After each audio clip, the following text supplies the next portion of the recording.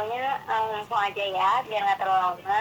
Perkenalkan, saya Lutfi Kotlainia di sini sebagai moderator buat Disidi sore siang menjelang sore ini. Nah, di sini pemateri kita adalah Teh.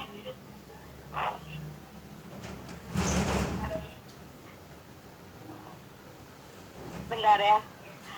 Jadi pemateri kita saat ini tuh ada Teh Siti Ulfa Fauzia yang dimana lulusan dari S1 Psikolog ya Teh ya, dari UIN Sunan Gunung Jati Bandung. Nah, kalau dilihat dari CV-nya, Teh Ulfa ini banyak sekali pengalaman magang, organisasi, kerja, terus apalagi buat skill yang dimiliki itu sangat amat banyak. Mungkin aku sebutin beberapa aja ya, karena kalau misalnya disebutin semua luar biasa. Mungkin Teh Ulfa ini bisa dijadikan panutan gitu ya, contoh buat kita apa ya, bekerja keras gitu ya untuk jadi terus lebih baik dan biar karir kita ke depan juga lebih bagus gitu ya. Nah, di sini kalau untuk biodatanya sendiri, Teh Ulfa ini lahirnya di Ciamis ya Teh, tanggal 2 Januari tahun 2000. Terus di tempatnya itu Wiluar Lumbung, Kabupaten Ciamis. Nah, skill yang dimiliki ini ada sangat banyak. Yang pertama tuh ada recruitment, terus ada di BI interview juga, terus ada people and organizational development, terus ada job analysis, terus punya kemampuan juga di psychological testing sama psychological assessment, dan masih banyak lagi lainnya. Terus untuk kepanitiaannya juga banyak banget. Aku sebutin yang paling dekat aja ya, maksudnya yang masih baru-baru dari sini. Yang pertama tuh ada jadi Ketua Pelaksanaan Semarak Kemerdekaan YPIAS itu tahun 2025. Terus pernah jadi Kadis Munas Imam Mufti juga. Terus pernah jadi Staf Konsumsi TBAK Fakultas. Pernah jadi mentor TBAK Fakultas TBAK UIN Bandung. Terus di pengalaman organisasinya juga banyak.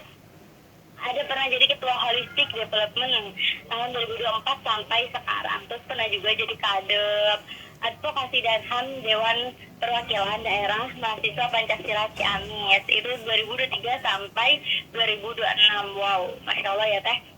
Dan masih sangat amat banyak sekali. Terus di pengalaman kerjanya ada jadi HRD di Yayasan Pendidikan Islam Abu Seno dari tahun 2025 sampai saat ini. Terus ada CEO STS Community. Wow, ini juga udah lama ya, dari tahun 2024 sampai sekarang, dan masih banyak lagi yang lainnya. Terus ada pengalaman magangnya juga. Di sini pernah jadi PIC seminar dan dia HR ya Teh, di Oktober 2023 sampai Desember 2023, sama asisten psikologi dan terapis dan dia care Oktober 2023 sampai Desember juga 2023. Wow, Masya Allah Teh. Terus pernah jadi pembicara juga ya, speaker di pematerian Parenting Islam, terus pematerian latihan dasar kepemimpinan, kajian fikih perempuan, stadium final persidangan, moderator pelatihan konseling opsi UIN Bandung tahun 2023, dan masih banyak lagi lainnya. Masya Allah, sangat amat keren ya Teh. Banyak sekali itu pengalamannya. Keren. Ini benar-benar keren karena wow. Nah, mungkin langsung aja ya. Teh Ulfa ini bakalan ngasih materi kita di dipsi kali ini ya. Nah, judulnya itu dari Psikologi Islam dalam Pengembangan Potensi Diri. Nah, boleh Teh Ulfa, Teh Ulfa sebelumnya gimana kabarnya Teh, sehat? Cek. Suara saya udah masuk deh. Sudah nggak tengah? Ya. Alhamdulillah, kabar saya luar biasa sekali. Seperti moderator sore ini deh, insya Allah. Amin. Banyak sekali Teh pengalaman dan skillnya sangat amat luar biasa. Pas dikirimin CV-nya tuh kayak wow, bener-bener semua itu, magangnya, organisasinya, kepanitiaannya, skillnya bener-bener keren. Malah Teh nanti tidak prakteknya juga ya Teh. Sebenarnya tidak sekeren.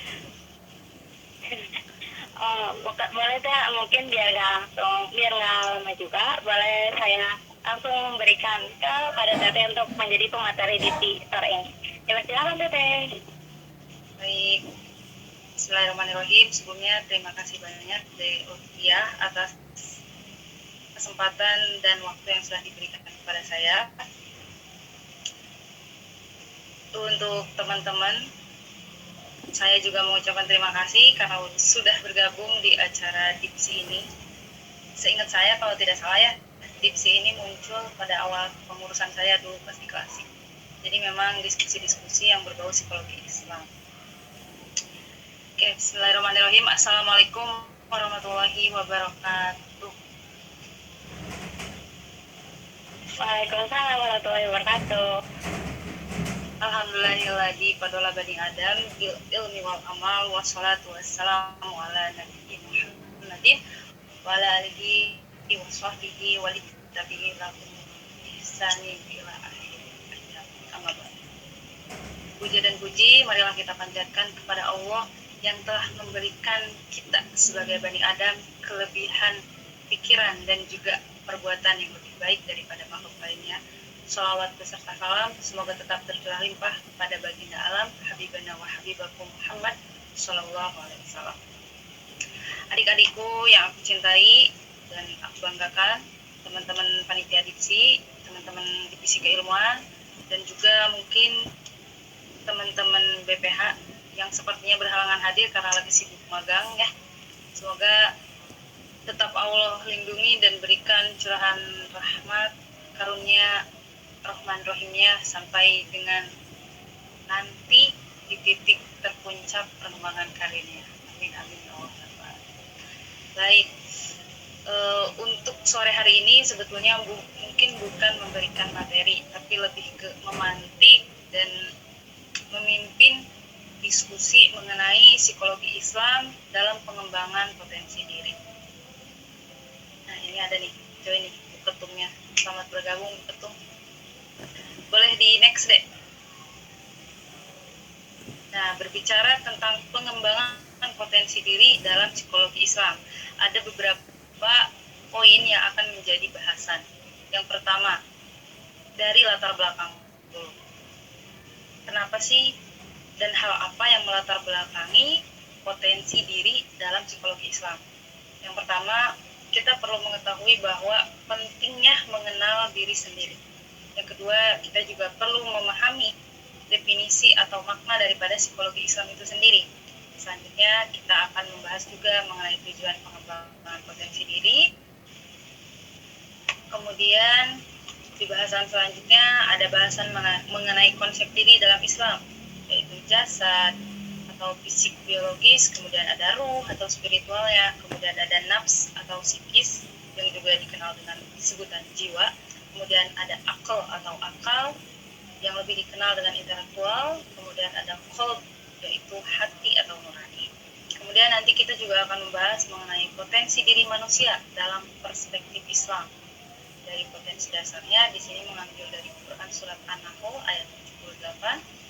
Kemudian potensi spiritual dan akhlak. Dan yang terakhir nanti kita akan membahas strategi pengembangan potensi diri berbasis psikologi Islam. Ini berkaitan soft skill dan hard skill, teman-teman.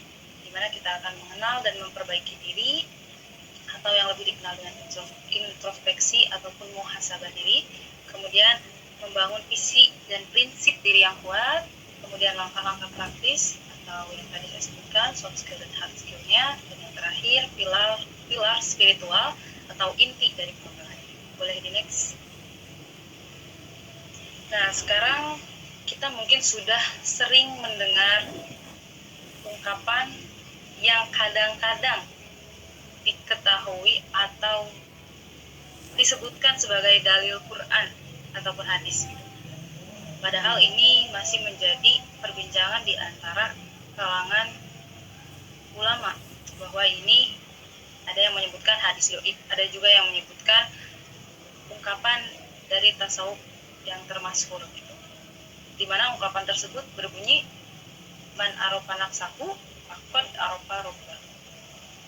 Nah, di sini Teteh mau tanya dulu ke teman-teman. Kenapa sih kita perlu tahu siapa diri kita? Ada yang mau berpendapat mungkin?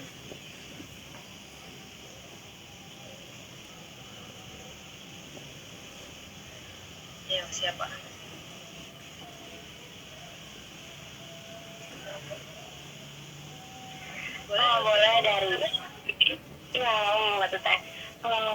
Lutfia, kenapa kita perlu tahu gitu ya siapa diri kita, biar kita juga tahu maksudnya potensi yang kita punya, terus kapasitas yang kita punya. Jadi biar kalau misalnya kita punya cita-cita atau nggak apa ya, hal yang ingin digapai gitu ya, kita bisa tahu oh sebenarnya kita tuh standarnya tuh kayak gini, potensinya tuh kayak gini. Jadi lebih baik dibuat planning tidak melebihi batas daripada kita kejar tapi ternyata kitanya nggak ada kemampuan. Kan tuh yang ada siapa ya teh gitu, kalau menurut, bukan capek doang tapi bisa apa ya, kurang maksimal gitu hasilnya gitu kalau menurut Sophia. Mungkin dari yang lain, ayo teman-teman ada yang mau apa ya, masih tahu gitu kenapa kita harus tahu diri kita kayak gimana.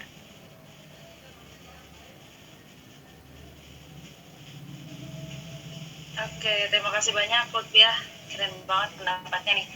Dari yang lain ada yang mau berpendapat lagi mungkin?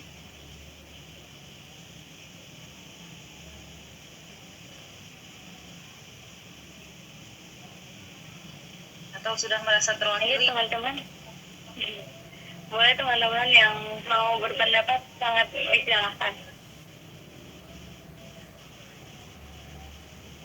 Ada siapa? Oke, baik, jika tidak ada yang berpendapat lagi, saya anggap teman-teman setuju ya dengan pendapat daripada Lutfia.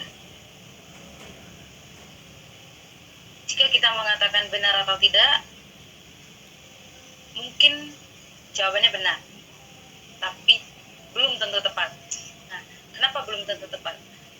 Gini ya teman-teman, benar adalah bahwa dikatakan ketika kita mengetahui diri kita, kita akan memahami, kita akan mengenali potensi kita, kekurangan kita, kelemahan kita, terus juga mungkin hal yang menjadi kekuatan kita.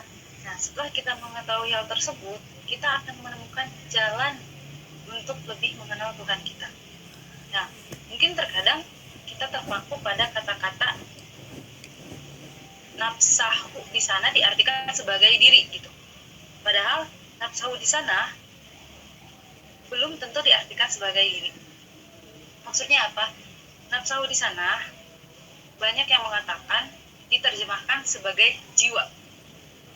Ketika kita berbicara tentang diri, maka yang muncul adalah kaitannya dengan akal, kaitannya dengan intelektual, kaitannya dengan kecerdasan.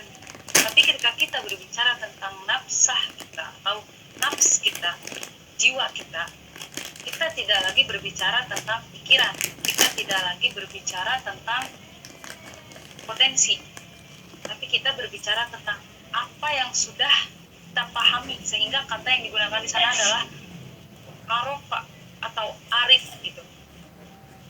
Orang yang arif di sana bukan hanya mengetahui tapi mengerti, tapi dia paham seperti apa dirinya, bagaimana cara dia mengenali Tuhannya, dia akan tahu karena berkaitan dengan dirinya. Contoh gini, kita mungkin sudah banyak mendengar kisah-kisah tentang seseorang yang katakanlah di pandangan manusia seperti kurang baik, tapi ternyata dia masuk Islam. Di pandangan manusia dia seorang penjinah, tapi ternyata ketika dia masuk Islam, dia menjadi orang yang sangat taat, kemudian dia menemukan Tuhannya sendiri, sampai dikabarkan misalkan masuk surga. Nah, tidak sedikit cerita yang kita temukan seperti itu. Itu berkaitan dengan apa? Karena dia sudah memasukkan pemahaman tersebut ke dalam jiwanya, tidak lagi terhadap pikirannya. Orang-orang yang sudah mengintegrasikan pemikiran-pemikiran, kemudian kepahaman-kepahaman mereka tentang dirinya, mereka akan lebih menjaga sikap atau perbuatannya, karena mereka memahami bahwa wujud yang saya lakukan adalah wujud daripada perbuatan Tuhan. Nah, sekarang muncul pertanyaan, kalau begitu, apakah orang tersebut menganggap dirinya Tuhan? Jawabannya adalah tidak. Kenapa jawabannya adalah tidak? Karena bukan berarti orang tersebut menganggap dirinya Tuhan, tapi orang tersebut bertindak lebih hati-hati karena merasa dan meyakini bahwa setiap yang kita lakukan, setiap yang terjadi terhadap diri kita itu adalah dengan sepenuhnya atas kehendak Tuhan. Jadi ketika kita mau sama lu sendiri, kita akan merasa gak gini, ini seharusnya nggak kayak gini, ini seharusnya nggak boleh kayak gini. Nah, pemikiran-pemikiran tersebut akan muncul ketika kita sudah paham akan diri kita dan kita selanjutnya makrifat atau menemukan Tuhan karena pengetahuan kita terhadap diri kita, dan pengetahuan tersebut akhirnya menjalar atau meresap ke jiwa kita. Gitu. Di sini saya akan menyampaikan salah satu dalil berkaitan dengan nafs tersebut. Di sini dalil yang saya ambil adalah Quran surat Al-A'raf ayat 172. Yang artinya, dan ketika Tuhanmu mengeluarkan keturunan anak-anak Adam dari sulbi, mereka dan Allah mengambil kesaksian terhadap jiwa-jiwa mereka. Bukankah aku ini Robmu? Mereka menjawab, betul, sungguh kami bersaksi. Kami lakukan yang demikian itu agar di hari kiamat kamu tidak mengatakan sesungguhnya kami adalah orang-orang yang tidak ingat terhadapnya. Wallahu a'lam bishawab.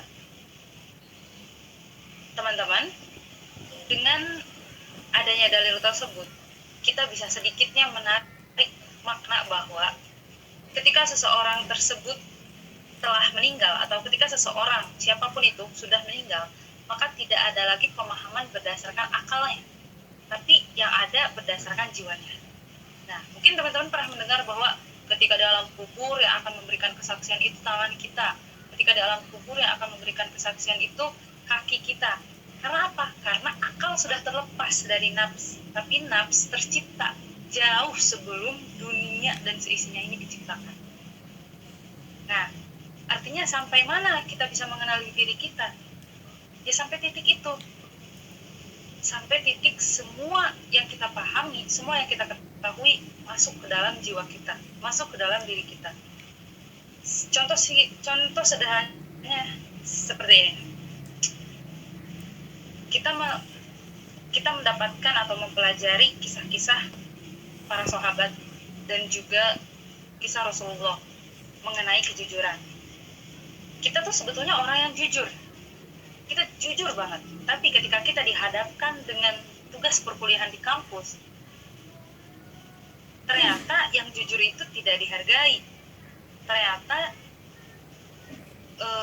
tingkat terbaik atau pujian itu adalah orang yang nilainya baik, nilainya bagus, bukan karena dia jujur atau tidak. Nah, pada saat kita goyah di sana, artinya pengetahuan kita tentang kejujuran hanya ada dalam akal kita, bukan ada dalam nafs kita. Sehingga kita bisa saja menyebutkan bahwa kita orang yang jujur. Ketika kamu ditanya misalkan, Lutfiah orangnya jujur, ya saya jujur gitu. Nah, karena menjawab berdasarkan akalnya. Tapi jika menjawab berdasarkan nafsnya, mau bilang jujur tapi kemarin saya nyontek karena pengen nilai besar misalkan. Ini bukan Lutfiah yang ini ya, gitu, yang nyontek mah. Nah, terus kemudian bertemu lagi dengan kasus lain. Oh, ternyata di UIN itu yang jujur itu kurang populer. Yang populer itu ternyata yang menjilat misalnya. Yang populer itu ternyata yang mohon maaf menurunkan standar Islamnya sehingga dapat bergaul dengan lawan jenis sebebas itu misalkan. Nah, ketika pemikiran-pemikiran tersebut muncul, itu sebetulnya yang sedang diuji adalah pikiran dan jiwa kita.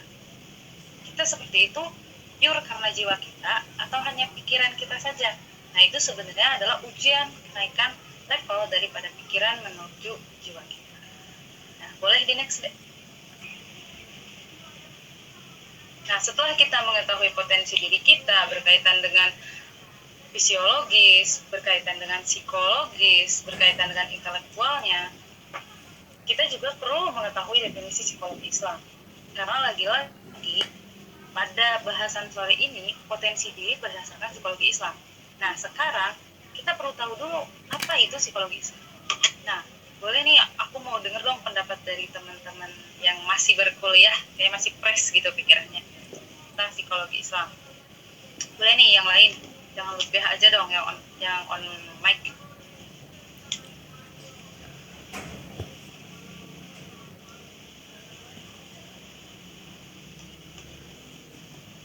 Coba siapa yang mau berpendapat? Tadi saya lihat ada Kakak Ganius.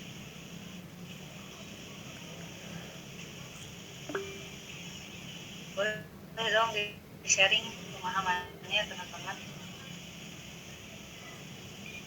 Sebelumnya izin teh.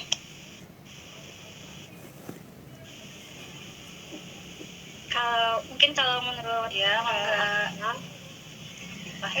psikologi Islam itu kan psikologi itu apa ya, ilmu yang memahami perilaku manusia gitu, jiwa gitu, ilmu yang memahami jiwa. Nah kalau psikologi Islam itu mungkin ilmu psikologinya itu berdasarkan nilai-nilai ajaran Islam gitu, berdasarkan Al-Quran dan hadis.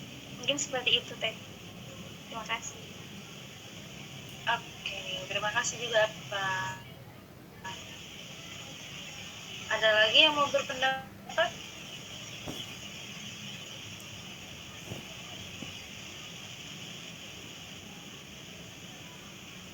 Atau cukup?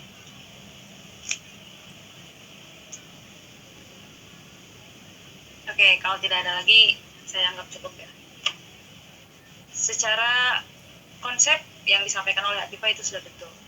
Bahwa psikologi Islam, bahwa ilmu psikologi berarti mempelajari psikis manusia yang bertujuan untuk mencari kesejahteraan hidup atau kualitas hidup yang lebih baik, kualitas mental yang lebih baik. Kemudian bertemu dengan kata Islam. Sehingga akhirnya menjadi bahwa psikologi Islam merupakan ilmu yang mempelajari tentang kejiwaan manusia, yang tujuan lebih jauhnya untuk kesejahteraan hidup manusia dan meningkatkan kualitas keberagamaan berdasarkan Al-Quran dan Sunnah. Nah, sekarang kita udah nemu nih definisinya. Psikologi Islamnya udah nemu. Tadi potensi dirinya udah nemu. Sekarang apa sih dan bagaimana sih cara kita mengenali potensi diri kita berdasarkan psikologi Islam itu sendiri? Nah, boleh di next.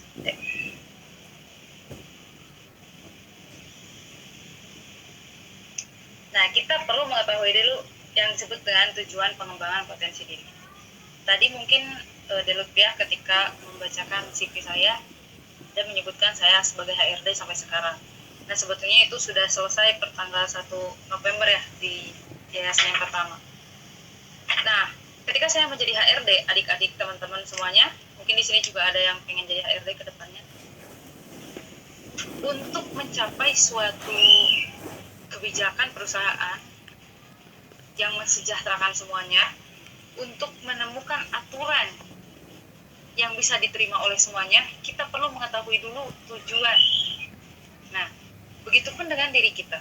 Kita dalam mengenali diri kita, perlu tahu dulu tujuan pengembangan potensi diri ini. Untuk apa sebetulnya?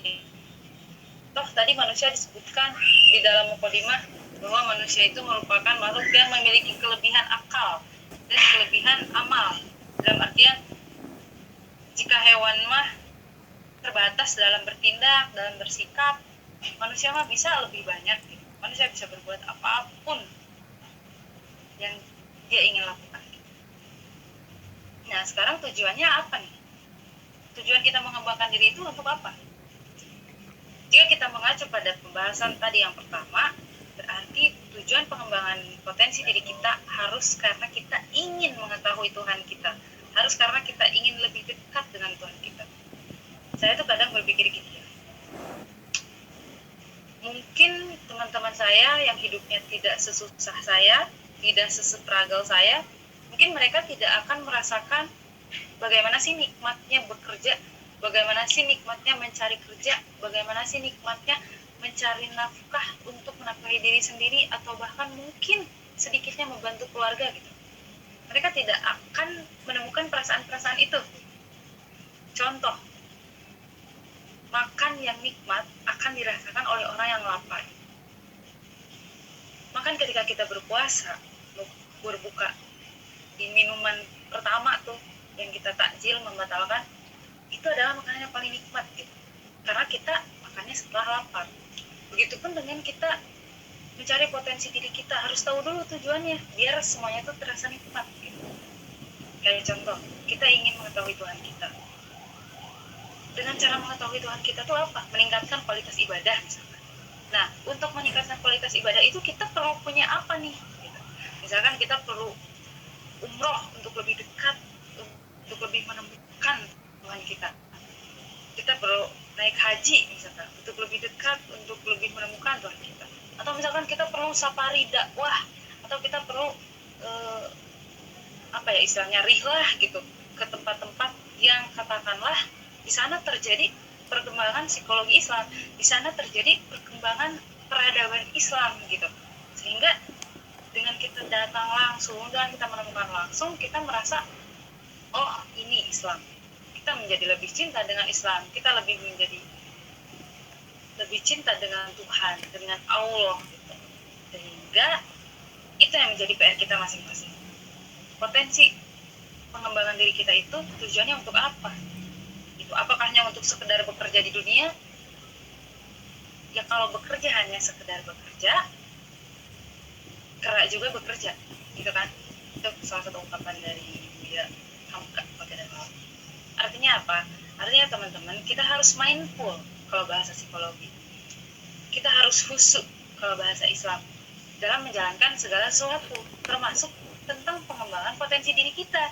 Jangan asal, saya ingin jadi psikolog, ya udah gitu, selesai S1, profesi, kerja gitu. Jadi psikolog, iya jadi psikolog, tapi tujuannya apa? Kalau tujuannya jadi psikolog aja, ya udah tujuannya dapet gitu. Tapi ketika saya ingin menjadi psikolog supaya saya mendeklarasikan, saya mengkampanyekan kesejahteraan psikologis terhadap orang-orang Islam, sehingga tidak ada lagi pengkerdilan kepada umat-umat Islam, karena mereka secara psikologisnya misalkan kurang sejahtera. Oke, mungkin bahasanya berbelit-belit. Contoh, di pondok pesantren, kemarin-kemarin rame banget pondok pesantren dikucilkan karena katanya pimpinan pesantren kok cara mendidiknya seperti ini, katanya pimpinan pesantren kok masih membudayakan feodalisme, di mana ingin lebih diagung-agungkan, di mana ingin lebih disembah dan lain sebagainya. Nah itu sekedar intermezzo ya. Dan itu bahkan yang kemarin sempat viral dan saat ini masih banyak dibahas, itu tuh di Kabupaten Tayah gitu, di Kabupaten Ciamis. Poinnya apa? Poinnya, contoh kita ingin menjadi psikolog, kita harus bertanggung jawab atas itu gitu. Sebagai umat Islam kita harus tergerak untuk memperbaiki hal tersebut. Menjadi HRD berarti memperbaiki orang-orang dan budaya kerja di sana. Ingat ya, mungkin ini pernah disampaikan oleh dosen atau tidak di kelas, tapi kalau dulu pernah. Jadi yang diislamkan tuh bukan orangnya, gak apa-apa orangnya gak Islam, karena kita Indonesia, toleransi, jangan kita harus Islam, semuanya harus Islam, yang tidak Islam musuh, tidak seperti itu ya. Tapi kita islamisasi dulu budayanya, kita islamisasi dulu tempat kerjanya, sehingga setelah islamisasi itu terkabarkan, tersiarkan dengan baik, mereka akan lebih mengenal Islam dengan cara yang baik. Nah itu misalkan jika mengambil pengembangan potensi diri di HR, misalkan pengembangan potensi dirinya di psikolog, misalkan setelah jadi psikolog membuat konseling gratis yang dikhususkan atau misalkan lebih diprioritaskan untuk para santri misalkan, karena menyikapi fenomena tadi. Nah itu juga bisa banget, sehingga tujuan kita harus tetap kembali ke Allah atas ridhonya. Begitu. Nah di sini saya mengambil salah satu kutipan ayat, laqad khalaqnal insana fi ahsani taqwim. sungguh kami telah menciptakan manusia dalam bentuk yang sebaik-baiknya. Kalau tidak salah ini Quran surat At-Tin. Nah, maksud daripada ayat ini adalah apa? Ini kabar baik, teman. Karena ayat ini menegaskan bahwa manusia diciptakan dengan potensi fisik, mental, dan spiritual yang unggul untuk dikembangkan. Nah, di sini boleh digarisbawahi di bagian potensi. Jadi, bukan berarti setiap orang itu sudah baik secara fisiknya. Bukan berarti setiap orang itu sudah baik secara mentalnya. Bukan berarti sudah baik secara spiritualnya. Tapi, potensi unggul untuk dikembangkan. Artinya apa? Artinya ketika potensi itu masih bisa turun, masih bisa naik, masih bisa positif, masih bisa negatif, teman-teman. Nah, sehingga tugas kita adalah memaknai ayat ini dengan tadi yang Lutfiah katakan. Kita cari tahu. Paling sederhana sih dengan analisis diri menggunakan analisis SWOT. Itu paling sederhana banget. Kita mengetahui strength atau kekuatan kita apa, kita mengetahui weakness atau kelemahan kita apa, kita mengetahui opportunities atau peluangnya seperti apa dengan potensi kita yang seperti itu. Kemudian juga kita bisa mengetahui threat atau ancaman.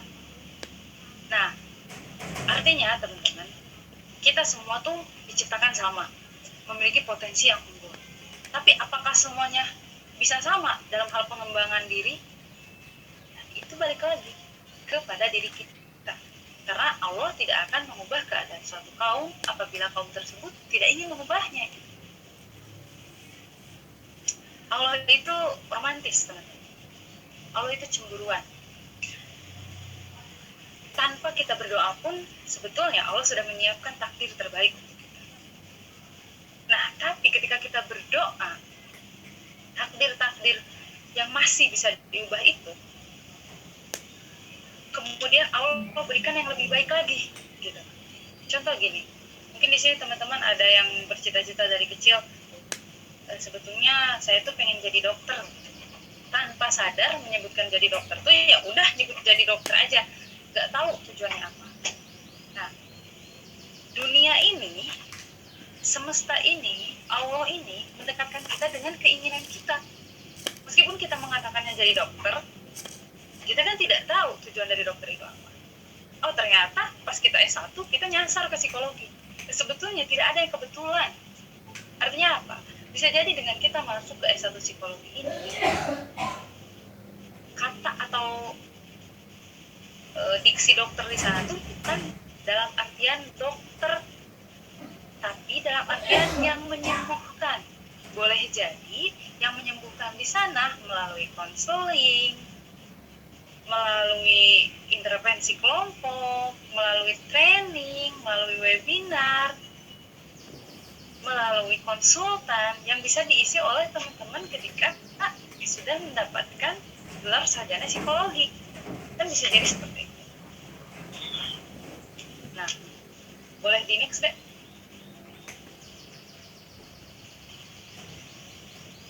Kita juga perlu mengetahui hakikat daripada manusia itu sendiri.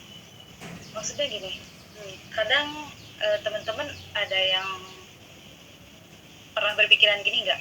Kenapa sih harus mandi? Mandi kan ini mandi biasa ya, bukan mandi junub. Mandi kan gak wajib gitu. Mandi kan bukan ibadah. Kenapa harus mandi? Kalau misalkan mau menyebutkan, oh mandi karena anadopatu minal iman. Anadopatu minal iman itu bukan hadis gitu. Bahkan ada menyebutkan hadis doi. Kenapa harus mandi? Kadang ada yang berpikir seperti itu nggak? Boleh mungkin dengan reaction, kalau pernah kasih jempol, kalau tidak pernah kasih jempol yang ke bawah. Pernah nggak berpikir? Kenapa sih saya harus mandi? Kenapa saya harus makan? Pernah. Yang lain pernah nggak? Oh, saya tidak pernah berpikir teh. Nggak, jangan ya, nggak pernah berpikir, serem banget. Oke, terima kasih yang sudah reaction. Oke, jadi gini teman-teman. Hal sesederhana makan aja, kita perlu tahu tujuannya apa. Kita perlu tahu hakikatnya itu untuk apa. Hakikat penciptaan manusia untuk apa? Ada yang menyebutkan tidak semerta-merta diciptakan hanya untuk beribadah. Allah tidak serta-merta menciptakan jin dan manusia selain untuk beribadah. Terus ada yang menyebutkan manusia diciptakan untuk menjadi khalifah di muka bumi. Terus mungkin juga ada yang menyebutkan manusia diciptakan untuk menjadi pemimpin. Artinya apa? Artinya langkah-langkah kecil kita sangat menentukan hakikat diri kita. Contoh, kita meyakini bahwa kita diciptakan untuk menjadi khalifah. Apakah pantas seorang pemimpin tubuhnya lemah? Apakah pantas seorang pemimpin tubuhnya kotor? Kan seorang pemimpin itu harus memiliki karisma. Atau misalkan ingin mengambil ayat lain untuk beribadah, apakah di dalam beribadah kita tidak butuh tenaga? Itu sangat praktis banget teman-teman gitu. Contoh gini, sholat gitu. Kenapa Allah membolehkan dalam hal ini melalui ilmu fikih gitu ya? Kenapa dibolehkan orang yang tidak mampu berdiri bisa sambil duduk, yang tidak mampu duduk bisa sambil berbaring, yang sudah tidak mampu bergerak sama sekali bisa menggunakan isyarat? Seindah itu Islam, seringan itu Islam, sebaik itu Islam. Karena apa? Gitu. Karena tadi kita perlu mengetahui dulu bahwa si ibadah juga memerlukan tenaga, sehingga langkah-langkah kecil menuju tujuan tersebut tuh perlu kita penuhi, walaupun terkadang terlihat duniawi.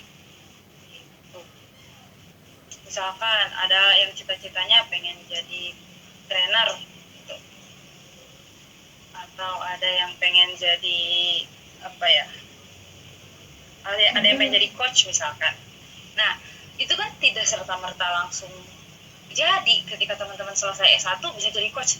Kepercayaan orang luar tuh akan kurang muncul terhadap diri kita, sehingga kita perlu memenuhi dulu pemahaman kita, diri kita, jiwa kita dengan ilmu, dengan fisik yang kuat, dengan mental yang kuat. Contoh misalkan selama berkuliah sering mengikuti pelatihan-pelatihan, sering mengikuti webinar-webinar, sehingga tahu untuk menjadi seorang trainer, untuk menjadi seorang coach itu harus seperti apa jiwanya, harus seperti apa pembawaannya, harus seperti apa penyampaian ilmunya gitu. Kan itu juga harus tahu. Nah, terus juga mungkin hal-hal lain. Saya mah yakin ketika saya sudah bercita-cita jadi trainer, saya pasti bakal jadi trainer, tapi tidak mengembangkan dirinya, udah diem gitu, cuma kuliah pulang gitu.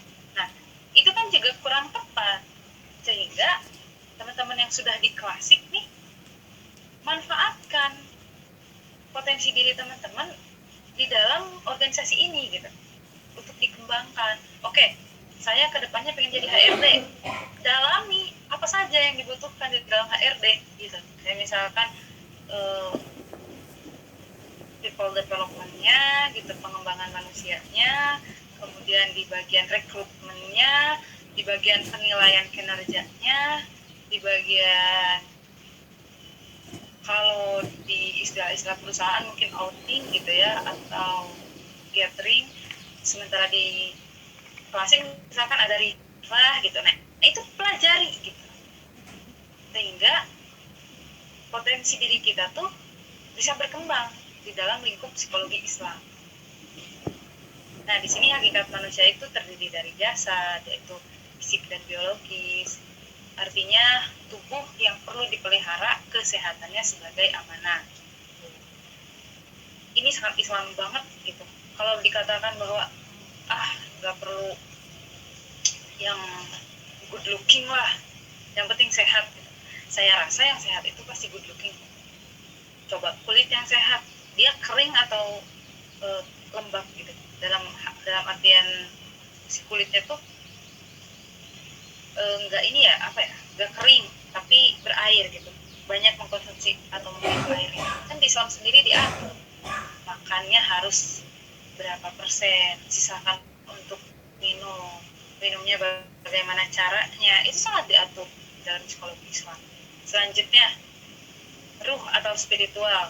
Nah, ini bagian transcendental, sumber kehidupan yang menghubungkan manusia dengan ilahi. Teman-teman pernah berpikir nggak, kenapa sih orang-orang yang sesat, orang-orang yang aliran sesat masih banyak pengikutnya? Pernah berpikir kayak gitu? Coba kalau pernah boleh berikan jempol mungkin ke atas. Kalau nggak pernah boleh jempolnya ke bawahin. Pakai kesan. Kenapa orang-orang yang secara nalar kita gitu ya, manusia waras, manusia beriman, memiliki pemikiran yang sesat, kok ada aja pengikutnya. Kayak contoh tuh, saya pernah naik haji katanya nggak perlu ke Mekah, sekarang bisa ke Panjalu. Tapi ada itu tuh pengikutnya, bahkan lebih dari 3 gitu. Artinya itu udah banyak. Pernah nggak ada yang berpikir kayak gitu? Kenapa itu bisa muncul? Pernah berpikir seperti itu teman-teman? Nah, dari Rizka. Dari yang lain belum pernah. Kalau belum pernah, artinya teman-teman masih kurang gitu dalam berpikir kritisnya. Gini teman-teman, manfaatkan waktu teman-teman selama masih berkuliah di psikologi. Dalami sebanyak-banyaknya, tanyakan ke dosen. Gini teman-teman, berkaitan dengan ruh dan spiritual. Ruh dan spiritual manusia itu sangat unik sekali. Bagaimana tidak, kita bisa meyakini sesuatu yang bahkan kita tidak pernah melihatnya. Semuanya itu dirasakan dengan hati. Ini tuh psikologis banget. Coba, kenapa teman-teman bisa berislam? Kenapa teman-teman bisa beriman? Kadang sholat tuh males banget, tapi ada perasaan bersalah ketika meninggalkan sholat. Kenapa bisa kayak gitu? Kadang teman-teman mungkin tidak sadar pernah bertanya-tanya seperti itu, tapi pada dasarnya teman-teman mengalami itu gitu. Kenapa sih saya sebenarnya menerima Islam itu hanya sebagai turunan aja gitu, karena keluarga saya Islam, akhirnya saya Islam gitu. Kalau keluarga saya Kristen, mungkin saya Kristen. Mungkin ada yang seperti itu juga, atau ada yang kayak Islam itu keren banget, Islam itu luar biasa gitu, sehingga walaupun keluarga saya katakanlah mungkin bukan Islam, saya pasti akan tetap memilih Islam. Itu bisa ditemukan karena di dalam psikologi sendiri diyakini bahwa manusia itu memiliki titik garis spot. Garis di sana tuh bukan berarti Tuhan saja sebetulnya, tapi titik ketuhanan, titik kepercayaan. Kita bisa meyakini sesuatu yang bahkan tidak bisa kita lihat. Kita bisa meyakini sesuatu yang bahkan belum pernah kita dengar kebenarannya. Kadang kita tuh secara otomatis yakin gitu. Karena apa? Coba, ada yang mau jawab nggak? Tadi jawabannya tuh ada di awal. Ada yang mau jawab nggak? Coba teman-teman, ada yang mau jawab nggak? Kenapa kita bisa meyakini sesuatu padahal kita belum tahu itu benar atau tidak? Coba deh, biar bisa dibantu mungkin teman-temannya. Ada yang mau jawab atau tidak pertanyaan ini? Ada yang mau jawab pertanyaan dari katanya saya yang mau kaitkan aja ya, kalau boleh soal sedikit juga boleh. Kakak, itu kayaknya Rizka tuh. Aku izin menjawab apa? Oh iya, Boleh. itu pertanyaannya tuh kenapa kita apa ya bisa meyakini karena dengan sesuatu walaupun kita tidak melihatnya ya. Aku izin menjawab karena kita sudah mengenal diri sendiri sehingga kita mencari tahu siapa yang menciptakan diri kita. Oke, terima kasih jawabannya di Rizka. Oke, jawabannya sudah benar, tapi kurang tepat, sedikit lagi. Ada yang mau jawab lagi mungkin? Atau dari Lutfiah sendiri mungkin?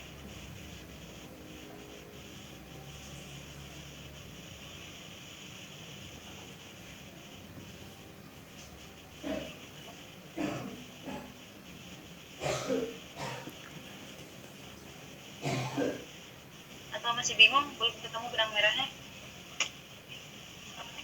Kalau dari Luta sendiri nggak jauh beda dari tadi tuh.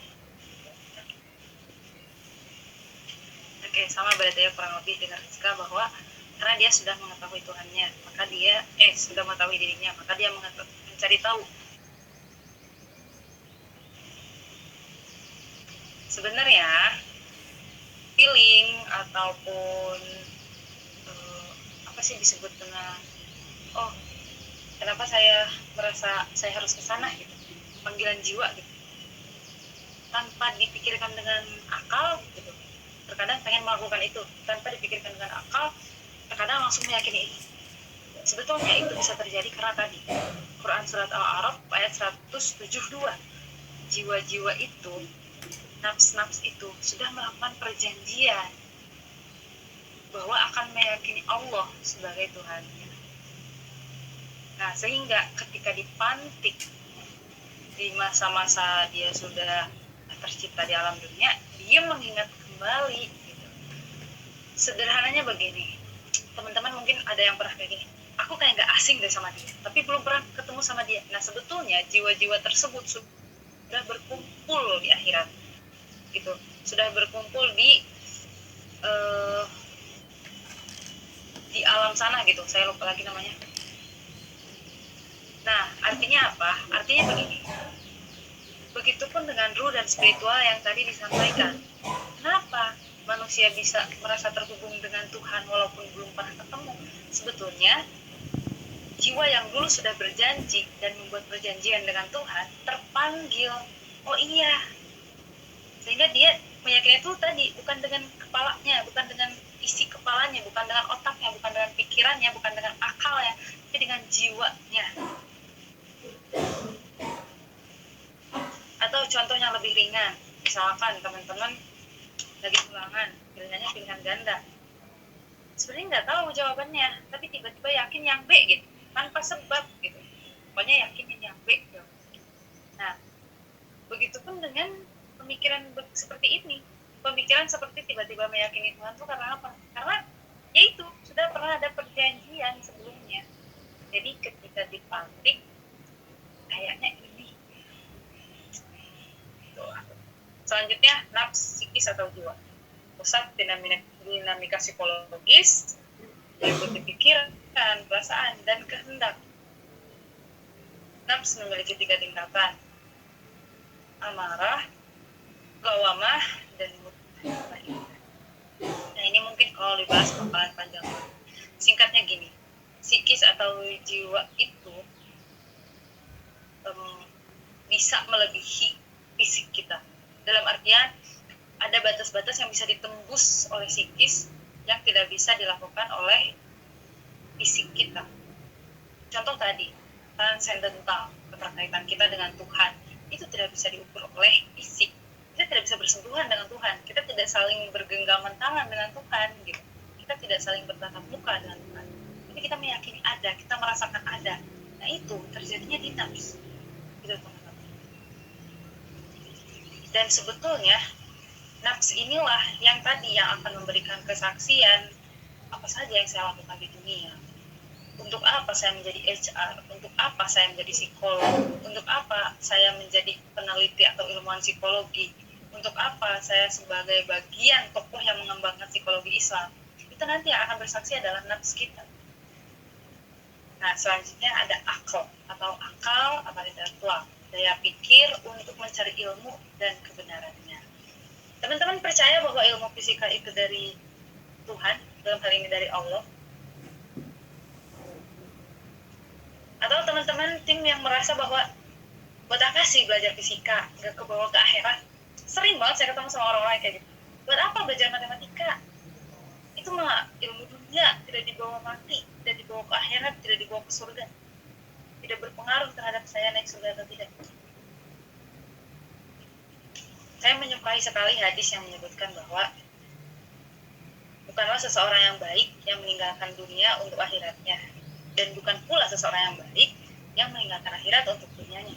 Tapi orang yang baik adalah yang menyeimbangkan keduanya, karena dia meyakini bahwa dunia untuk mencapai akhirat.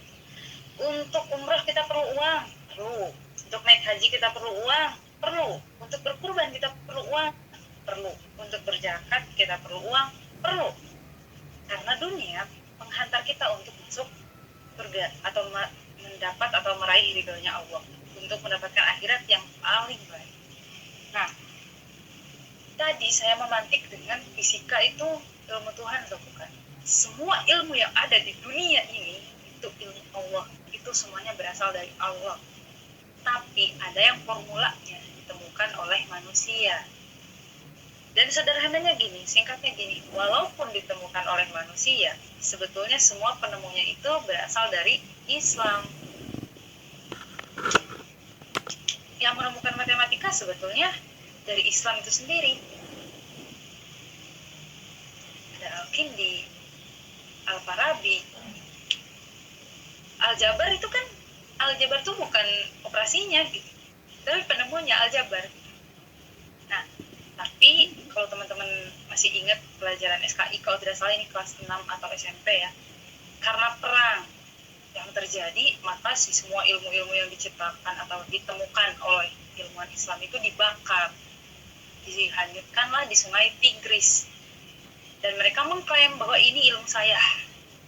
Muncullah filsuf yang entahlah siapa itu namanya.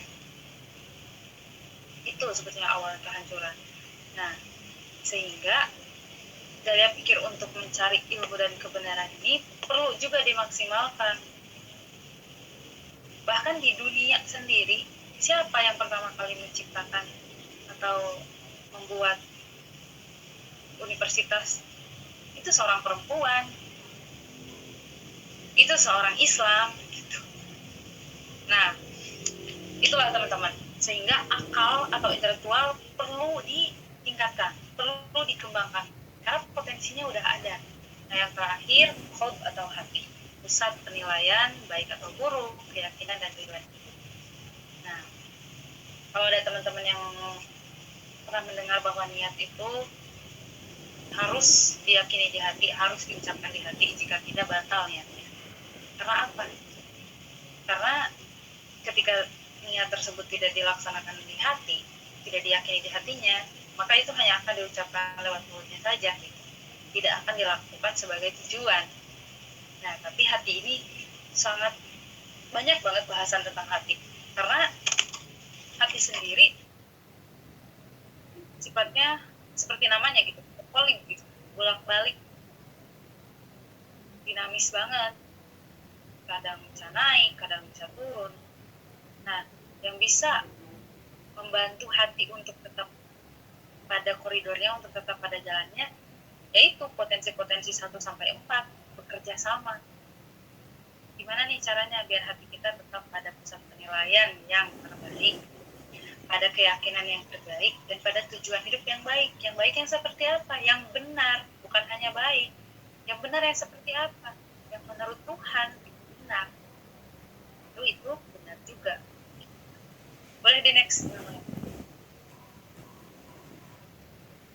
Nah, selanjutnya potensi diri manusia dalam perspektif Islam. Nah, ini aku mengambil sebagian kecil dari Quran surat Al-Ahqaf ayat 28.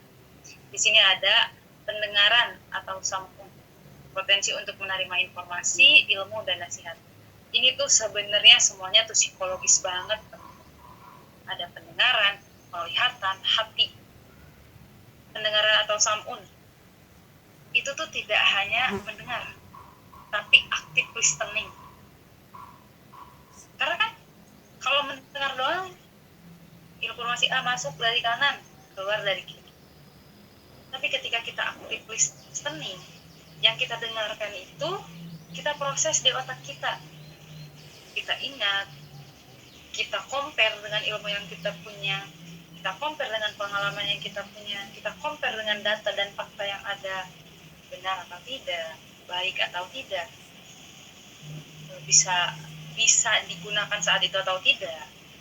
Kenapa saya menyebutkan bisa digunakan saat itu atau tidak? Karena gini, terkadang suatu ilmu itu sudah kita yakini kebenarannya, kebaikannya, tapi pada posisinya tidak bisa diterapkan di kondisi saat ini gitu. Kok kayak gitu Teh Ulfa? Contohnya seperti apa? Contoh gitu. kita sebagai HR, terutama yang pengen jadi HR, kita meyakini bahwa suatu KPI atau penilaian performa kerja suatu karyawan itu harus ditentukan dari job desk, SOP, dan target kerja. Nah, ketika kita di dunia kerja, oh ternyata kita sudah banyak mendengar, kita sudah banyak melihat, kita sudah banyak berpikir bahwa di perusahaan kita bekerja saat ini tidak ada job desk-nya, tidak ada SOP-nya, sehingga ilmu tersebut kita sesuaikan sesuai kebutuhannya. Oke, tidak ada job desk-nya, tidak ada SOP-nya, kita persingkat melalui target kerja dulu misalnya. Apakah itu boleh? Boleh.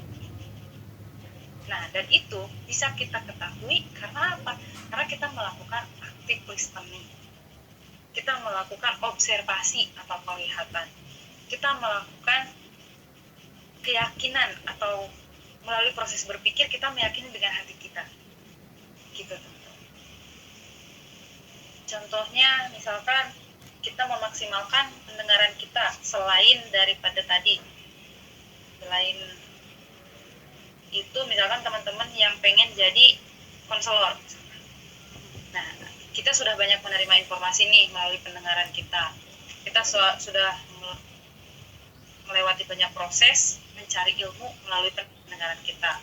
Kita juga sudah banyak meminta nasihat kepada atasan atau misalkan kepada tokoh-tokoh terkenal mengenai posisi yang kita harapkan saat ini, yaitu sebagai konselor. Nah, akhirnya yang kita lakukan adalah apa? Memaksimalkan pendengaran kita sebagai konselor yang baik. Contoh lagi, misalkan yang melalui penglihatan, selain menjadi konselor itu, selain mendengarkan, misalkan juga harus memiliki penglihatan yang baik, yang berakal. Kenapa yang berakal? Berdasarkan data dan fakta, misalkan teman-teman, jika teman-teman pernah mendengar atau tahu gitu ya, kartu tarot itu kan ramalan. Nah, sebetulnya dulu itu kartu tarot itu tuh psikologikan gitu.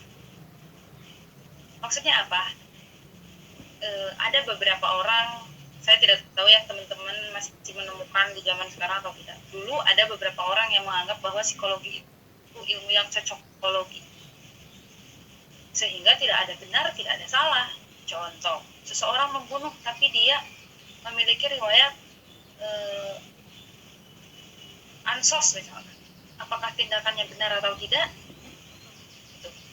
Mungkin jika kita berbicara secara hukum itu salah, tapi kita berbicara melalui psikologi, ya tentu tidak akan dikatakan salah, tapi akan diketahui dulu dia melakukan itu karena apa. Dia di luar kesadaran.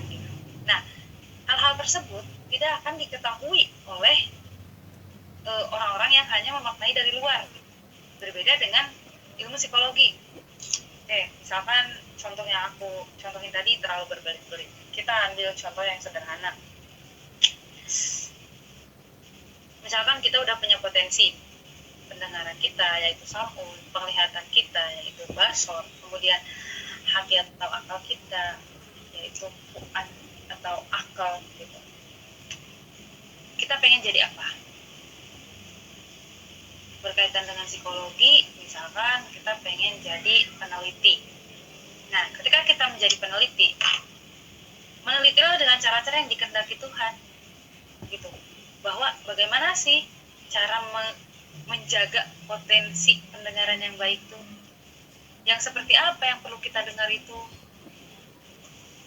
Kemudian penglihatan, yang seperti apa yang perlu kita lihat? Yang seperti apa yang perlu kita amati? Terus berpikir, yang seperti apa yang perlu kita pikirkan? Terkadang kan terlalu banyak berpikir juga jadi ragu-ragu dalam bertindak mengambil keputusan. Nah, itu yang perlu dipahami. Selanjutnya, potensi spiritual dan akhlak, fitrah ketuhanan, kecenderungan alami untuk beriman dan bertauhid. Nah, tadi saya sebutkan bahwa manusia itu memiliki titik guard spot gitu. Mau itu berdasarkan ilmu di agama Buddha, misalkan agama Konghucu, agama Kristen, Protestan, itu tuh keyakinan yang umum bahwa manusia memiliki titik blind spot, memiliki titik kepercayaan terhadap yang tidak terlihat. Bahkan orang-orang yang mengaku ateis sendiri gitu, mungkin sempat viral juga, demi Tuhan saya ateis gitu. Kenapa dia harus menyebutkan demi Tuhan gitu? Secara fitrah artinya dia meyakini bahwa ada yang dia yakini, tapi entah alasannya apa gitu untuk dia ateis. Tapi yang menjadi poinnya adalah dia tetap meyakini sesuatu yang bahkan tidak dia yakini gitu. Nah, karena secara fitrah manusia itu memiliki fitrah ketuhanan atau kepercayaan terhadap sesuatu. Selanjutnya, potensi keimanan dan takwa, kemampuan untuk patuh dan taat kepada Allah.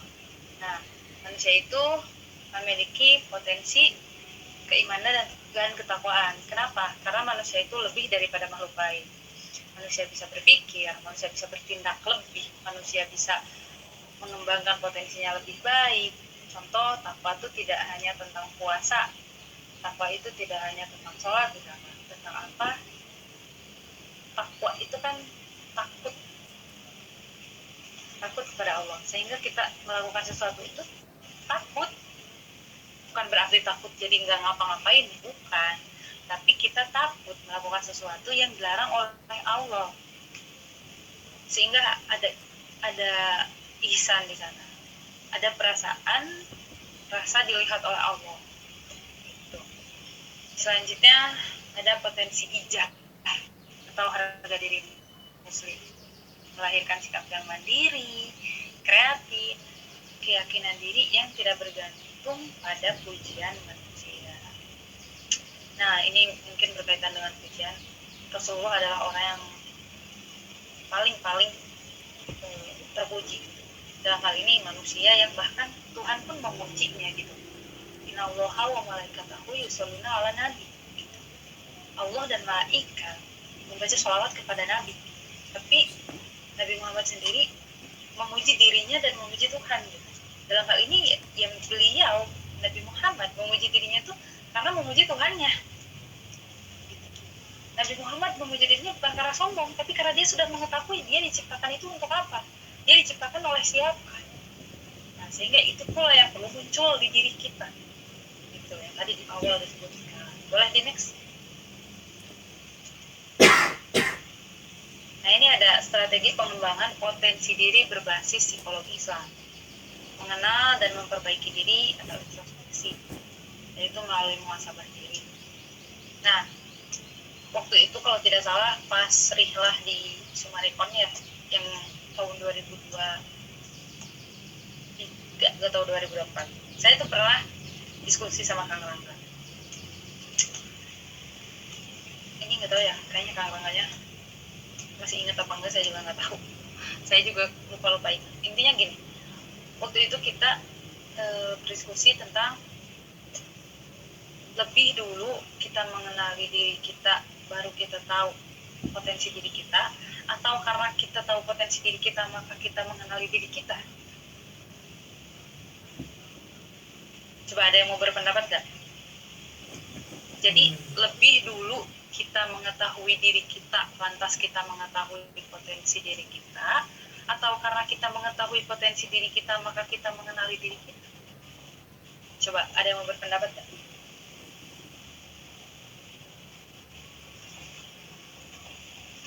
Teman-teman yang ini yang ikhwannya tuh gak ada yang berpendapat dari tadi? Buka izin menjawab. Kalau saya lebih Boleh. Siapa itu?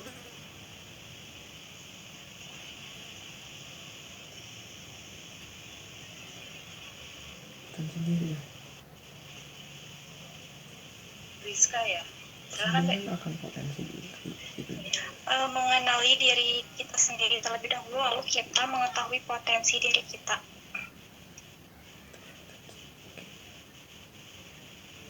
Kenapa kayak gitu? Ada alasannya? Alasannya karena kalau kita telah mengenali diri kita, sehingga kita tahu kekurangan kelebihan diri kita sehingga kita tahu bahwa kelebihan kita itu di mana, sehingga kita menjadi tahu potensi dari diri kita itu seperti apa. Oke, nice. Terima kasih Rizka. Gue tepukan online ya. Ada lagi yang mau berpendapat mungkin? Selain dari Rizka.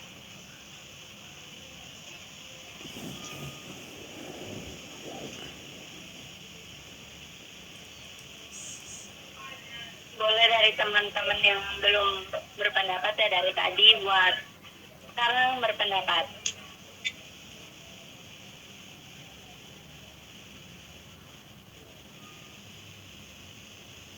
Izin berpendapat teh.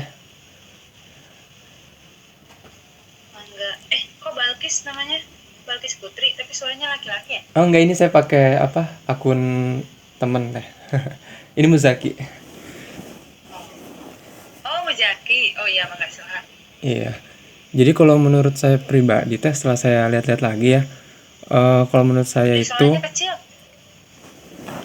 kalau menurut saya pribadi teh, dari potensi dulu, baru habis itu mengenal diri sendiri. Karena kadang-kadang,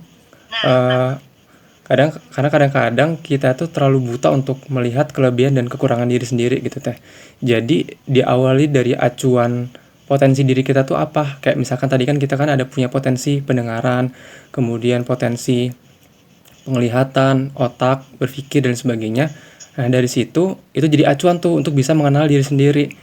Oh, sebenarnya kita kan punya potensi tentang pemikiran nih. Oh, baru habis itu dikenali lebih dalam ke diri kita sendiri, apakah kita bisa seperti itu atau tidak gitu. Kira-kira menurut saya seperti itu teh. Terima kasih. Boleh tepuk tangan juga ya untuk siapa kan? Mujaki, namanya juga tepat.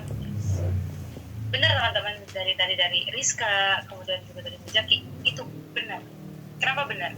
Karena gini, terkadang ada orang yang belum mengetahui potensinya, sehingga dia saya tahu kelemahan saya apa, saya tahu kelebihan saya apa, tapi saya nggak tahu apa yang bisa jadi potensi. Kadang ada orang yang kayak gitu. Ada orang yang kayak, saya udah tahu potensi saya, tapi saya nggak tahu kelemahan saya apa, kelebihan saya apa, sehingga kedua-duanya itu bisa dilakukan. Yang penting, poin intinya adalah mengenal dan memperbaiki diri melalui introspeksi atau muhasabah diri. Kita merenungi apakah kita tuh sebagai hamba, sebagai khalifah. Misalkan kita sebagai hamba, kita diciptakan sebagai hamba.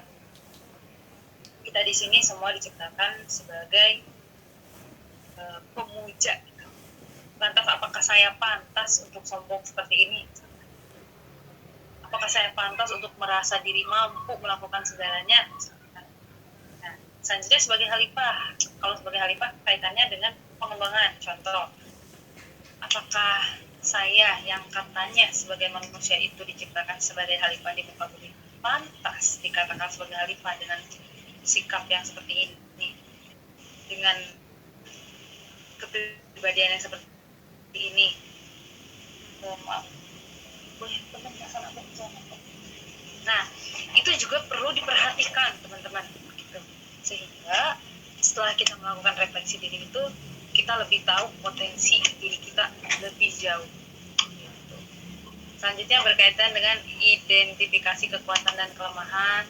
Nah tadi ya, ada kenali potensi fisik, karakter, bakat, dan kelemahan diri. Contoh sederhananya misalkan saya mah fisiknya kurang baik misalkan, jadi kurang cocok menjadi asesor yang harus keluar kota. Misalkan saya mah fisiknya baik, jadi cocok banget gitu buat jadi asesor atau trainer yang keluar kota. Oke, ini sudah sore ya, saya izin rada ngebut. Selanjutnya penyucian jiwa atau tazkiyatun nafs, menghindari sifat itu atau godobiyah, kemudian sahnawiyah, dan meningkatkan kualitas nafs mutmainnah atau jiwa yang tenang melalui ibadah.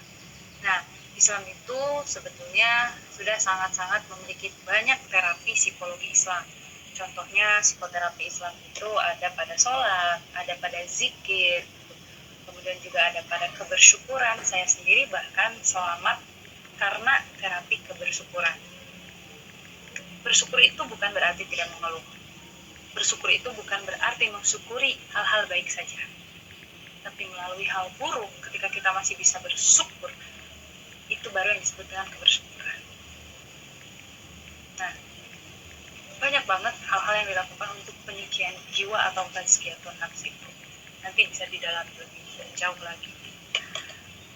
Kemudian membangun visi dan prinsip diri yang kuat. Visi hidup Islami menentukan tujuan yang selaras dengan misi penciptaan, mencari kebahagiaan dunia dan akhirat, membangun prinsip atau integritas agar tidak didahului.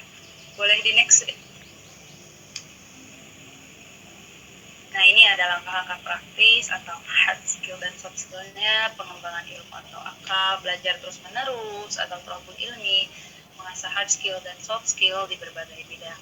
Nah, ini harapannya kalau udah mengetahui potensi diri, bisa lebih fokuskan pada pengembangan karirnya. Contoh yang mau jadi HR, berarti pengembangan ilmunya harus berkaitan dengan HR, mengikuti sertifikasi HR, mengikuti pelatihan-pelatihan HR, mengikuti workshop kelas-kelas HR, atau misalkan yang pengen jadi konselor, silakan disesuaikan. Selanjutnya, pengembangan lingkungan, mencari teman dan lingkungan positif yang mendukung tujuan kebaikan. Nah, ini salah satu alasan kenapa saya ada di Klasik. Teman-teman tadi di share screen ya, bahwa saya tuh nggak cuma satu ikutan organisasi, tapi kenapa saya masih bertahan di Klasik? Karena saya menemukan budaya yang baik.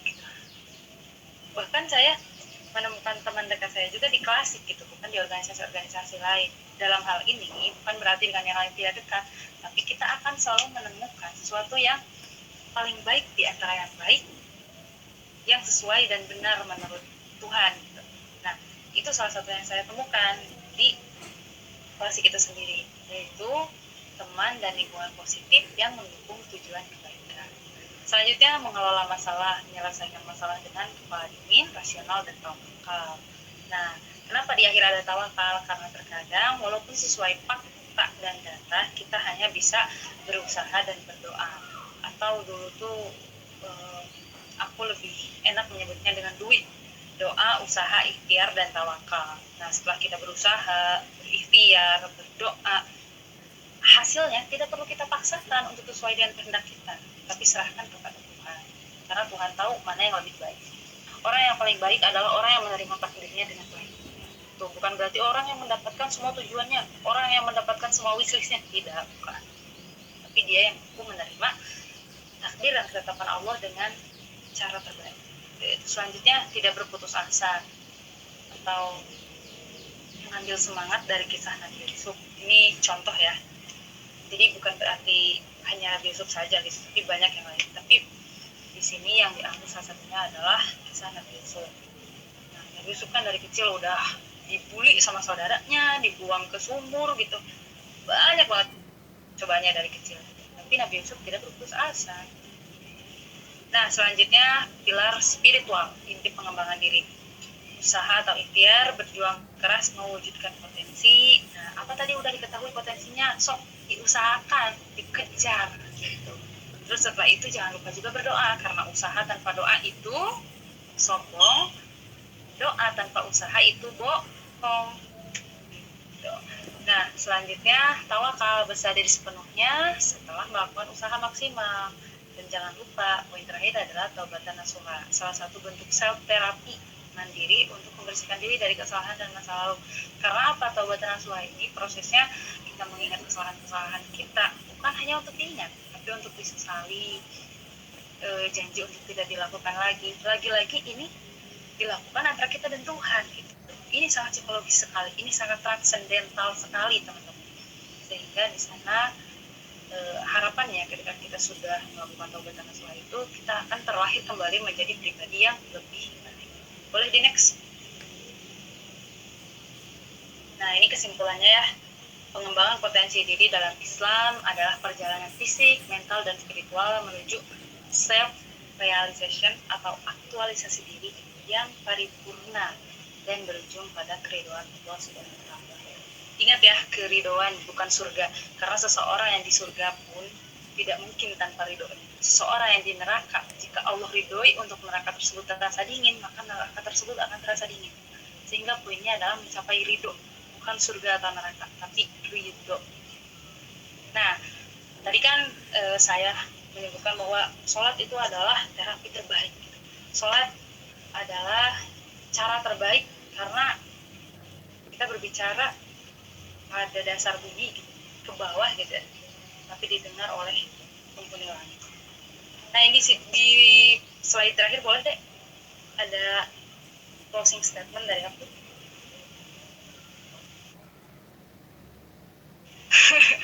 Di sini ada kata-katanya, tetaplah sholat walau tidak merasa dekat, tetaplah doa walau tidak merasa hati tergerak.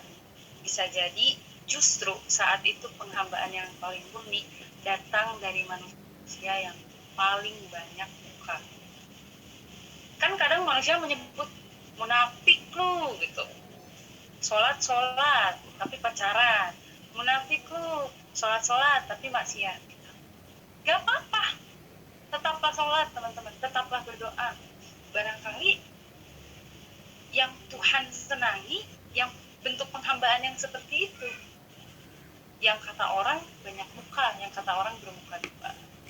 Oke, demikian dari saya Siti Ulfa Fauzia. Mohon maaf bila ketika penyampaian pematerinya terlalu dilebih-lebihkan atau terdapat banyak kesalahan.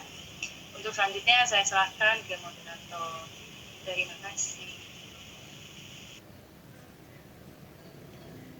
Oke, terima kasih banyak Teteh udah menyampaikan sesi sharing ya, tadi katanya bukan materian, ilmunya sangat luar biasa karena dapat dapat banyak pembelajaran gitu ya. Apalagi tadi konsep dimana yang paling ngena tuh dimana kita harus tahu dulu gitu diri kita gitu, potensi diri, entah tentang kepribadian diri gitu ya. Karena tadi Teteh bilang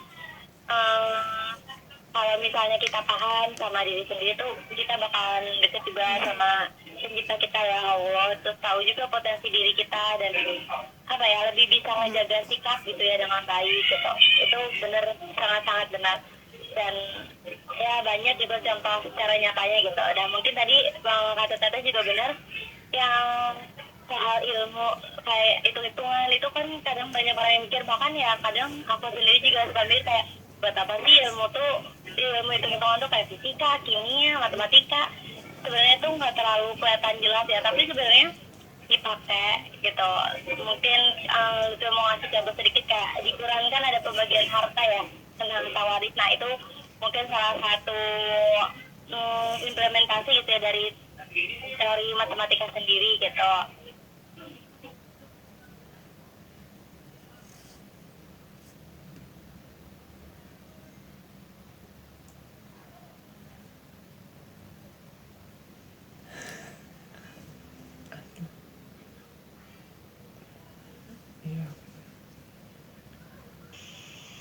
Ini ada lupiahnya kelempar ya?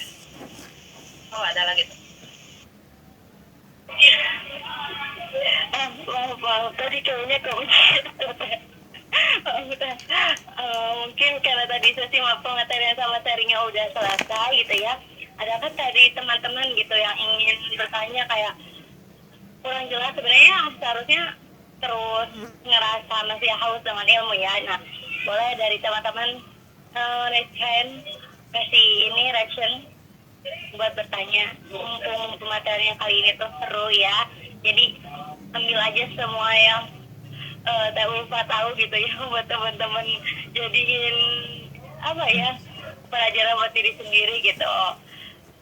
Teman-teman, dipersilakan siapa yang mau bertanya, coba tangannya raise.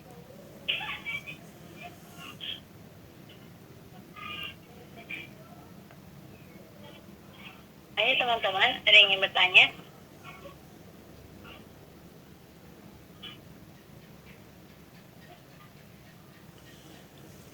Apakah semuanya udah benar-benar paham nih?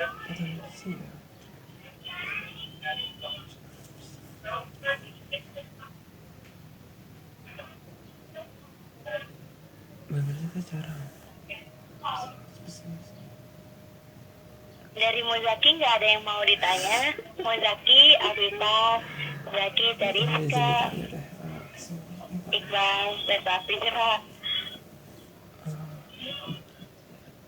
Teh Anissa, Teh Hasfa, Teh Mangoriska gitu nggak ada yang oh. Oh iya, Teteh dapat salam Teh Uun katanya. Mau tanya tapi nitip salam, Masya Allah ya. Waalaikumsalam Bu Ustazah. Atau Teh Anissa mana yang on cam, Teh Anissa. Ayo teman-teman diskusi, ayo diskusi. Kayaknya Muzaki punya ini deh, punya banyak pertanyaan ya. Oh iya, oh iya, betul sekali dari Ruth ya. Saya izin bertanya, Teh. Tadi pematerian sudah keren sekali dari Teteh. Maaf. Yang ingin saya tanyakan itu gini, Teh. Kadang-kadang saya tuh sering gitu nemuin orang-orang yang pintar, habis itu, maaf, gemak suaranya.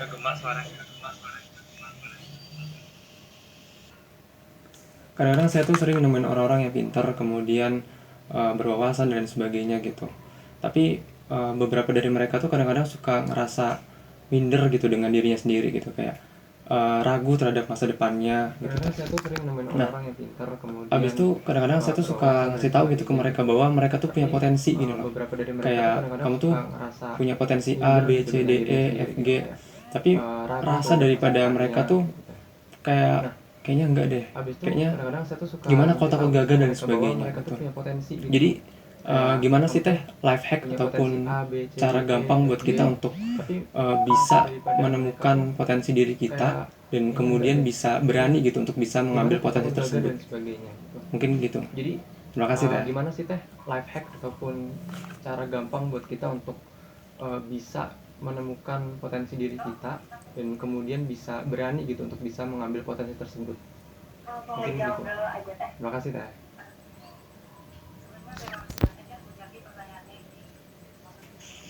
Karena ini sangat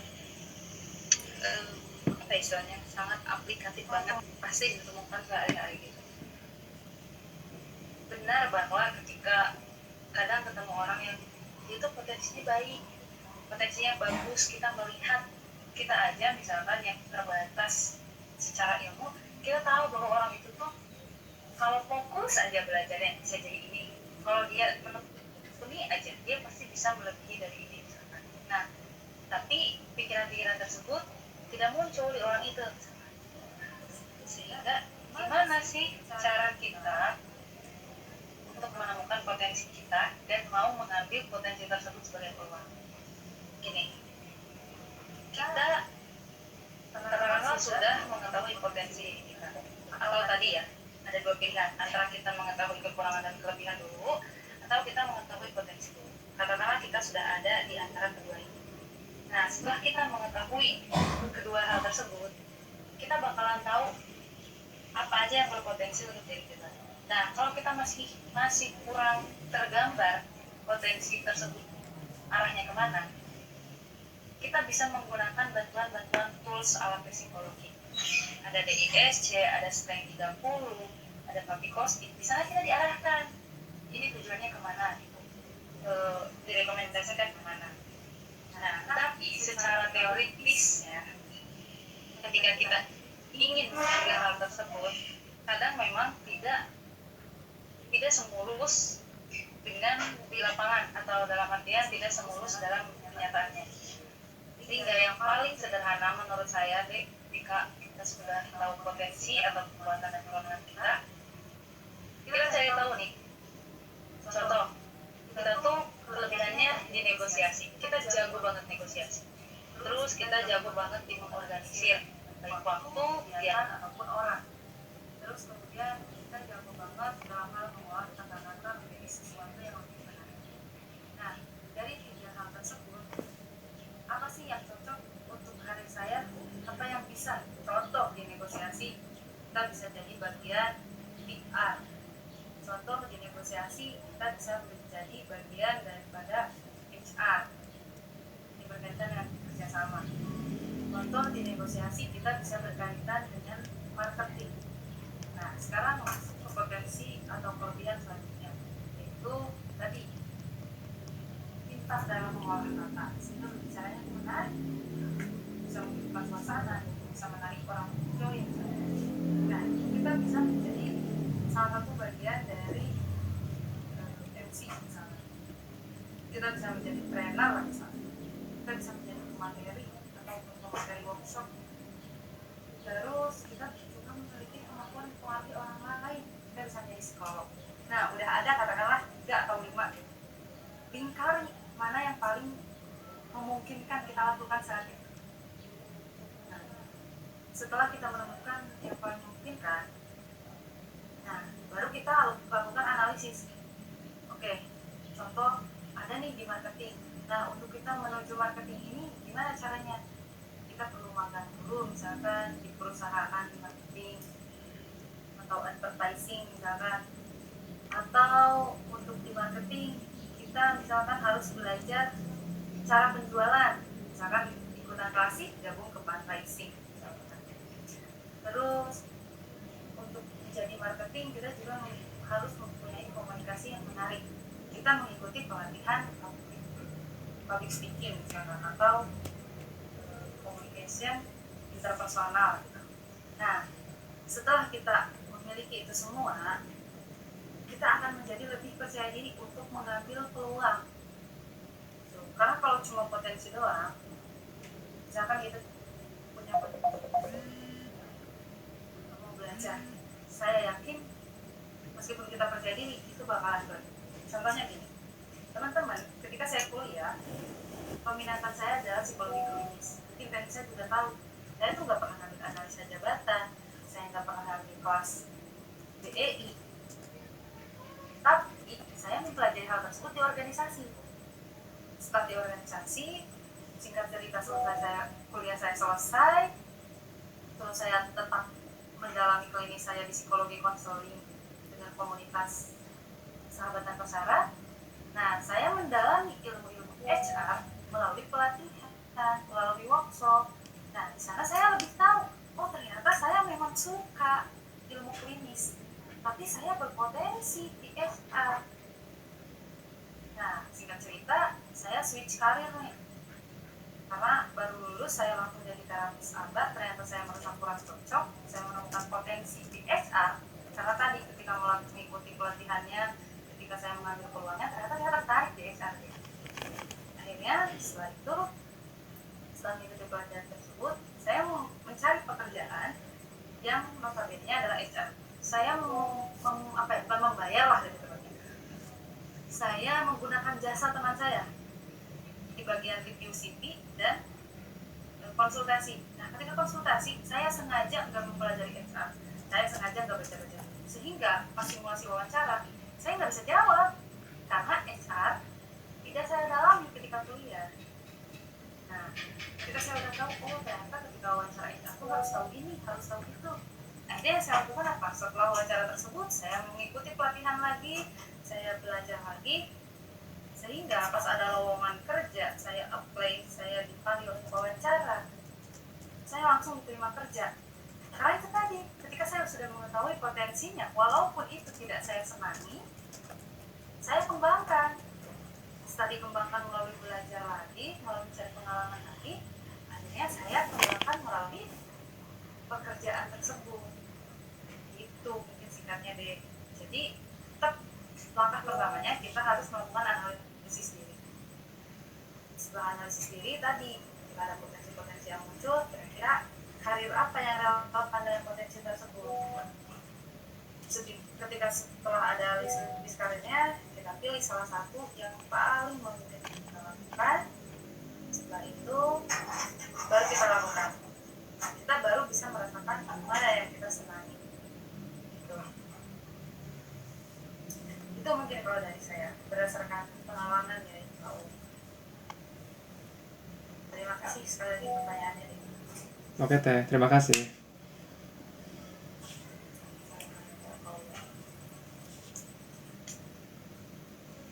Kalau tadi apakah pertanyaan benar-benar sudah terjawab dengan jelas atau ada yang ingin tanyakan lagi dari Mendaki? Cukup Teh Lutfiah. Ya, siap.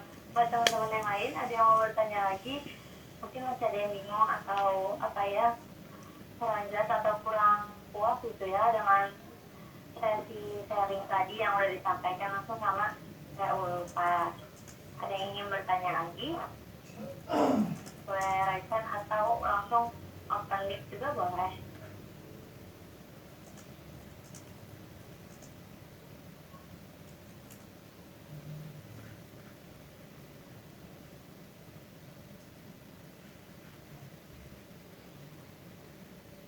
Apakah udah jelas semuanya teman-teman?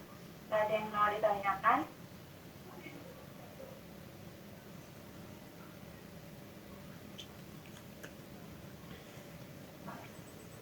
Sudah cukup mungkin ya? Atau malah bingung nih? Saya takutnya jadi malah bingung dengan materi yang terlalu banyak.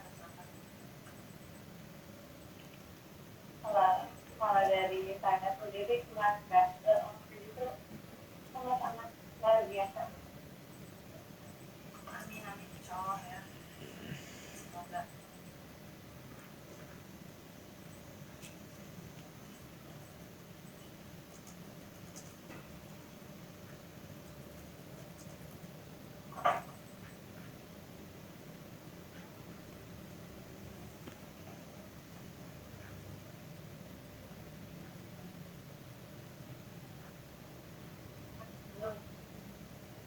Kalau misalnya ditunggu sampai jam 17.25 gimana Kak? Ya, menit lagi. Boleh boleh. Silakan. Tunggu ya teman-teman. Bertanya boleh respon.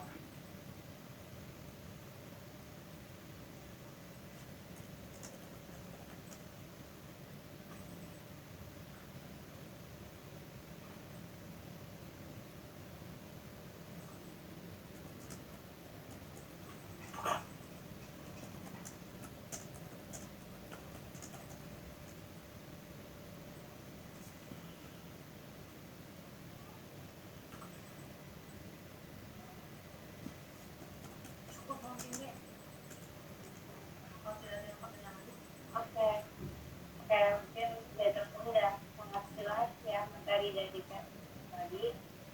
Mungkin dari usia cukup sekian, saya kalau misalnya ada apa atau ada kata yang buat saya nanti dari ke tes Google ataupun ke yang lainnya untuk teman-teman dan kalau ada informasi silakan dari Lucia. Terima kasih semuanya. Semoga diskusi bisa lebih banyak lagi dan lebih antusias gitu ya untuk kita. Itu namanya dari Lucia Puerto Diri. Assalamualaikum warahmatullahi wabarakatuh. Waalaikumsalam. Waalaikumsalam warahmatullahi wabarakatuh. Oh ya, sebelum keluar, izin ya Akang Teteh untuk kita berfoto bersama untuk dokumentasi. Boleh ya? Oke, bagi teman-teman yang bisa untuk membuka kamera, boleh dong untuk membuka kamera karena saya akan mengcapture meeting kali ini. Ada Apipa, Zaki Tegep, Iqbal, Teh Safira, Kang Rizky, dan lain sebagainya.